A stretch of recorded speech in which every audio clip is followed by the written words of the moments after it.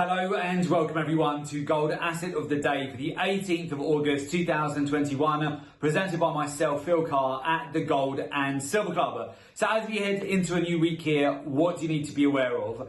First of all, in the last week, we have seen a 17% reduction in net long positions on gold from hedge funds and money managers. And of course, at the start of last week, we had that $100 move to the downside for gold, followed by a slingshot move higher, $100 breakout to the upside. Essentially, we talked you through this last week when gold was trading at $1,730 per ounce. Our expectation would be that we would hit $1,760 by the end of the week. We saw exactly that last week. In fact, we broke out to $1,779 per ounce. Ourselves and our clients at the Gold and Silver Club on Friday, we banked 2,250 points profit on our metal positions that we executed just last week. So in a matter of 5 days, for every one lot contract that you'd be trading, that's $22,500 of profit. And for every 10 lot contract that you'd be trading, that's $225,000 of profit. As you mentioned to you before, with volatility comes opportunity, and last week was a great example of a massive buy opportunity for you to capitalize on at the beginning of last week, which enabled us to build into a number of positions at incredibly low prices and really sniper in to capitalize on that subsequent breakout to the upside that we had later on in the week. Now, for this week, we're currently seeing the gold to silver ratio break out back towards 6-month highs. The gold to copper ratio is up 3% so far this week. The gold to platinum ratio is up 2.5%, and the gold to S&P 500 ratio is up 1%. So ultimately, that tells you that gold is outperforming many assets at the moment. In the last week, the breakout that we've seen to the upside just below $1,800 per ounce has meant that gold is still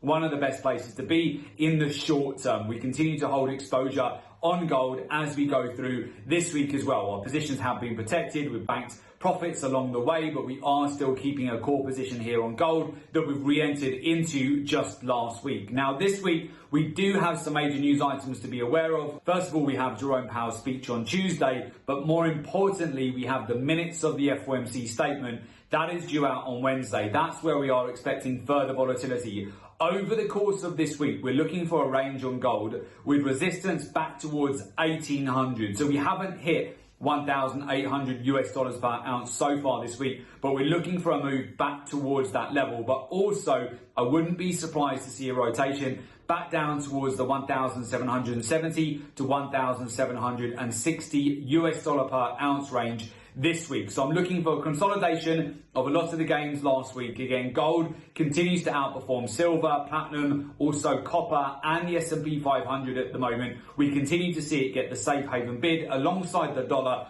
The dollar index is currently trading at 4-month highs. It's back above the 93 zone, but gold is doing very well to continue to get supported even with the strong dollar here. So as we mentioned last week, our anticipation would be that that sell-off at the beginning of last week was a really fantastic opportunity for you to build out a position on gold, and that's worked out incredibly well. Again, what we've tended to see out there lately is a lot of traders getting delayed confirmation, particularly when the price broke out to $1,831 per ounce the previous week. Many traders get into the move far too late. They then get liquidated on a $100 move to the downside. They get their fingers burnt. They don't get back in the trade, and then they miss out on the entire move. And now they're having to jump in much higher here with gold, where gold's trading right now at $1,785 per ounce. So again, it comes back down to the understanding that technical analysis does not work. It's an outdated technique for the market. Many traders out there, they're taught that initially. It's very basic. You're literally still in kindergarten if all you're utilizing is technical analysis in the market. These days, you need a lot more data and intelligence to really capitalize on the current volatility in the market. That's where, of course, you want to be utilizing a research-driven approach